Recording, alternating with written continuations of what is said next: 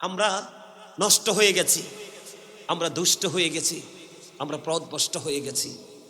একটা মাত্র কারণ, ধর্মীয় চর্চা না থাকার কারণে। এর মধ্যে গুরুত্বপূর্ণ একটা বিষয় হলো, সমাজের মধ্যে বাংলাদেশে বিশেষ করে বাবা মার নির্যাতন বেড়েই চলেছে। বন্ধুরে আমার একজন পাগল ভক্ত আছে, ওনার বাড়ি হলো বগুড়া। অনেক ভক্ত আছে বন্ধু। ছেলেটাকে বেশি দিন হয়নি বিয়ে করিয়েছে। উনি মুরব্বী। উনি আমাকে ফোন দিয়ে বললেন, হুজুর আমার ছেলেটাকে বিয়ে করাইলাম, বেশি দিন হয়নি। ছেলেটাকে বিয়ে করানোর পরে এখন আমার বউ বলে, তুমি যখন চাকরি থেকে ছুটিতে যখন বাড়ি আসবে, তুমি আগে আমার কাছে হাজিরা দিবে, তারপরে তুমি তোমার বাবা মার কাছে যাবে। জোরে কন্যা নাউজুবিল্লাহ। আপনাদের দুলালপুরে এরকম আসেনি বন্ধু? এখন বর্তমানে বাবা মা আরেকভাবে নির্যাতিত হচ্ছে, আরেকভাবে নির্যাতিত হচ্ছে। ছেলে বিদেশের জমিনে বউয়ের নামে বন্ধু অ্যাকাউন্ট করে গেছে। আমাদের আশেপাশে আমি অনেক খবর বন্ধ শুনেছি। আমার মনে হয় আপনাদের দুলালপুরে এরকম মানুষ নাই। ছেলে বিদেশ থেকে টাকা পাঠায়, বাবাকে দেয় না, মাকে দেয় না। বউ বলে আমার ওই দিকে ঋণ আছে, ওই দিকে ঋণ আছে। আসলে আদতে কোনো ঋণ নেই। ও বন্ধু, এই টাকাগুলো বাংলা ভাষায়, আঞ্চলিক ভাষায়, গ্রাম্য ভাষায় এটাকে বলা হয় জোলা। কথা বলেন না কেন? টাকাগুলো ট্রান্সফার করে দিচ্ছে বাবার বাড়িতে। এদিক দিয়ে মা কষ্ট পায়, বাবা কষ্ট পায়। অনেক পুরুষ আছে শ্বশুর বাড়িতে বিল্ডিং পর্যন্ত তুলে দিয়েছে। বাবা মা বন্ধু শুটকি দিয়েও 3 বেলা খেতে পায় না, কাঁচা মরিচের ভর্তা দিয়ে পারে না, শাক সবজি বনলতা দিয়ে বন্ধু খাবার খেতে পারে না। এমন সন্তান আছে না নাই? আল্লাহ আমাকে কয়েকটা দেশ ভ্রমণ করার সুযোগ করে দিয়েছে। কয়েকটা দেশ আমি সফর করেছি বন্ধু।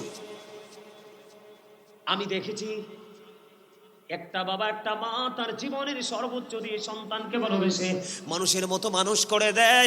আর এই সন্তানগুলো পিতা মাতার কলিজার মধ্যে বিরতিহীন ভাবে বন্ধু তীর ঢুকায়। আছে কিনা বলেন?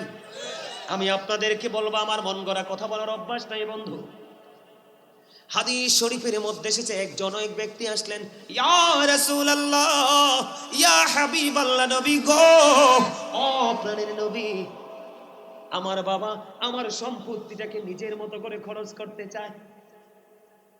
ও দুলালপুরের যুবক, আমার ভাই, আমার বন্ধু, তোমরা সবাই মিলে শোনো।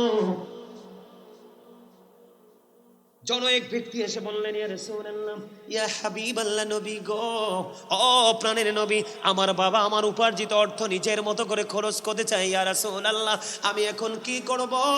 আপনার আমার প্রাণের নবী একটা ডাক দিয়ে বললেন, শুধু তোমার উপার্জিত অর্থ নয়, তুমি নিজেও তোমার বাবার সম্পদ। এত আস্তে, আরে এত আস্তে ভাইরা, তোমরা আমার ওয়াজটা বোঝো নাই? মানে বাবার কাছে, রাসূলের কাছে জানতে চেয়েছে আমার উপার্জিত অর্থ বাবা কি করতে চায়। মানে মনে হয় যেন এটা ওনার টাকা, উনি নিজের মতো করে খরচ করতে চায়। নবীজি বললেন, শুধু তোমার উপার্জিত অর্থ নয়, তুমি নিজেও তোমার বাবার সম্পদ। বাবা যেমনি চায় এমনি তোমাকে ইউজ করতে পারবে, কিন্তু তুমি জীবনে কোনোদিন না শব্দ ইউজ করতে পারবে না। তুমি তোমার বউয়ের কাছে টাকা পাঠাও, আমার কোনো আপত্তি নেই। তোমার প্রিয় সহধর্মিনী, তোমার জীবন সঙ্গিনী, তোমার সন্তানের ভবিষ্যৎ। কিন্তু বউ যদি বউয়ের মতো হয় বন্ধু, তার কাছে তুমি টাকা দাও। কারণ বউ বাবা মাকে দিবে না, বউর বোনকে দিবে না, বউর ছোট্ট একটা অসুস্থ ভাই আছে ছেলের, তাকে দিবে না। বউ ছেলের বাবা মাকে দিবে না, ছেলের বোনকে দিবে না, ছেলের ছোট্ট ভাইটাকে দিবে না, পড়াশোনার খরচ দিবে না। একমাত্র বউ তার বোনের নিয়ে ব্যস্ত থাকবে, তার বাবার বাড়ি নিয়ে ব্যস্ত থাকবে। এমন বউ কখনো সভ্য হতে পারে না। এই যুবক, তোমরা খেয়াল করবা, তুমি মোবাইলে তোমার বউকে তুমি 50 টাকা রিচার্জ করে দিয়েছো, কত টাকা? তুমি ডিরেক্টলি না ইনডাইরেক্টলি তুমি তাকে যাচাই করবা। 50 টাকা আমি তোমার মোবাইলে রিচার্জ করে দিলাম, এই 50 টাকা দিয়ে 25 টাকা যদি তুমি দেখো তোমার ভাই বোনের খবর নিয়েছে, বিশেষ করে বোনেরা শ্বশুর বাড়ি থাকে কিনা, ভাই ব্যস্ত তাকে খবর নিতে পারে না, ওই তোমার ভাবি তোমার ওই বোনের ছোট্ট বোনের খবর নিল কিনা খবর নেবা। যদি দেখো সে তোমার বোনের কোনো খবর নিল না, সে শুধু তার আপন বোনের খবর নিল, এই বউ কখনোই উত্তম চরিত্রবান হতে পারে না। আর এই বউয়ের হাতে কখনোই ছেলের টাকা দেওয়া উচিত না। কথা বলেন না কেন?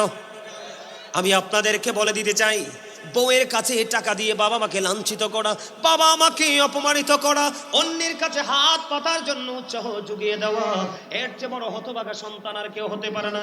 এটার মতো খারাপ আচরণ আর কিছু হতে পারে না। আপনারা সবাই দোয়া করেন না, রব্বির হামহুমা কামা রব্বায়ানি সগীরা। জানেননি এটার মিনিং কি, অর্থ কি জানেননি? আল্লাহর কাছে দোয়া করবেন, আল্লাহ আবার বাবা মাকে তুমি ওইভাবে রাখো যেমনি ভাবে আমার বাবা মা ছোট্টকালে আমাদেরকে কি করেছে, আদর দিয়েছে, ভালোবাসা দিয়েছে, মায়া দিয়েছে, রেসপেক্ট করেছে। বন্ধুরে আমার, আমি তোমাদেরকে বলে দিতে চাই, আচরণ কয়েক রকমের আছে। বাবা মার সাথে আচরণ তোমাকে করতে হবে কেমন ভাবে? আল্লাহর হাবিব সরকারে মদিনা রাহমাতাল লিল আলামিন তিনি বললেন, 3 বার নবীজি হাদিস শরীফের মধ্যে এসেছে, এই শব্দটা 3 বার ইউজ করেছে, হতভাগা সে, হতভাগা সে, হতভাগা সে। নবী গো, কে গো সেই হতভাগা? ইয়া রাসূলুল্লাহ, ইয়া হাবিবাল্লাহ, নবী গো, কে সেই হতভাগা সন্তান? আমার নবী বলেছেন, বাবা মা দুজনকে পেয়েছে, বাবা মা দুজনকে পেয়েছে অথবা একজনকে পেয়েছে, তাদেরকে সেবা করে, তাদেরকে আদর করে, তাদেরকে ভালোবেসে, তাদেরকে সম্মান করে আদর করে যে ব্যক্তিটা জান্নাতি হতে পারলো না, তার মতো হতভাগা এই সৃষ্টি জগতে আর কোনো সন্তান হতে পারে না।